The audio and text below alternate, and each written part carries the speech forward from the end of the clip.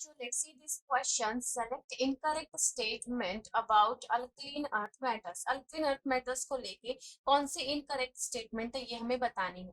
First statement given है कि solubility of sulfate decreases down the group. सबसे पहले solubility की बात कर लेते बेटा. यहाँ पर solubility का मतलब होता है कि उसकी हाइड्रेशन एनर्जी ज्यादा है, और हाइड्रेशन एनर्जी अगर ज्यादा है इसका मतलब लैटिस एनर्जी कम है, राइट. और लैटिस एनर्जी हम किस चीज के बेस के ऊपर देखते हैं बेटा?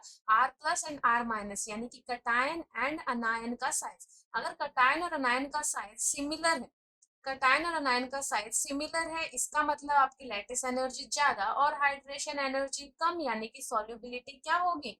कम होगी. और अगर वही हम बोले कि कटायन और अनायन के साइज में जो डिफरेंस है वो बहुत ज्यादा है, difference is large, difference is large, size difference is large between cation and अनायन, उस टाइम पर लैटिस एनर्जी क्या होगी? कम होगी. यानी कि एक बहुत बड़ा आयन है और दूसरा छोटा सा है, तो इनके बीच में जो इंटरेक्शन होगी वो वीक होगी, उसको तोड़ना आसान होगा, यानी उसकी लैटिस एनर्जी बहुत कम. लैटिस एनर्जी कम का मतलब हाइड्रेशन एनर्जी ज्यादा, इसका मतलब सॉल्युबिलिटी क्या होगी वहां पर? ज्यादा होगी. अब यहाँ बात कर लेते हैं कि सॉल्युबिलिटी, सबसे पहले बात की गई सॉल्युबिलिटी ऑफ सल्फेट. हमारे पास जो अल्कलीन अर्थ मेटल है वो beryllium, magnesium, calcium, strontium, barium है. ठीक है. अब सल्फेट आयन की बात की गई है, SO4 2 negative. Down the group alkaline earth metal में यहाँ पर क्या हो रहा है? साइज इंक्रीज हो रहा है. SO4 2 नेगेटिव जो सल्फेट आयन है, S डबल बॉन्ड हो, O नेगेटिव, O नेगेटिव, ये आपको दिखाई दे रहा है कि इसके अंदर 5 एटम है. ये एक लार्जर आयन है. क्या है? लार्जर आयन, लार्जर अनायन है.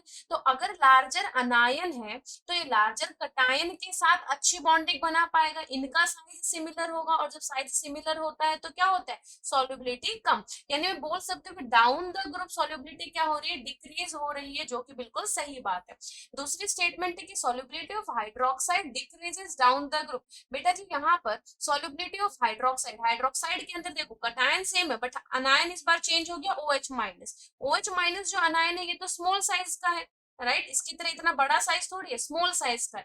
तो ये स्मॉल और तुम्हारा बेरिलियम स्मॉल, तो ऊपर ऊपर के जो एलिमेंट्स है उनका साइज OH नेगेटिव के साथ सिमिलर है, यानी इनकी लैटिस एनर्जी ज्यादा होगी. डाउन द ग्रुप बेरियम का साइज बहुत बड़ा है, डाउन द ग्रुप आ रहे साइज बढ़ रहा है, इनका साइज बड़ा और अनायन छोटा, तो लैटिस एनर्जी क्या हो रही है? कम हो रही है, यानी हाइड्रेशन एनर्जी इंक्रीज हो रही है. तो हम बोल सकते हैं कि हाइड्रोक्साइड्स के केस में down the group hydration energy क्या होगी? इंक्रीज होती है, यानी कि सॉल्युबिलिटी क्या हो गई? इंक्रीज हो गई है, solubility increases down the group. तो this statement is wrong statement. अब बात करते हैं thermal stability of carbonate increases down the group. Thermal stability का मतलब होता है, थर्मल स्टेबिलिटी कि हम उसको बहुत ज्यादा हीट देंगे तब जाके वो डिकम्पोज होगा. तो थर्मल स्टेबिलिटी का मतलब होता है यहाँ पर it is directly proportional to lattice energy. Lattice energy ज्यादा यानी कि वो बहुत ज्यादा स्ट्रॉन्ग इंट्रैक्शन से कनेक्टेड है, यानी कि वो थर्मली भी स्टेबल है, उसको तोड़ने के लिए ज्यादा एनर्जी देनी पड़ेगी.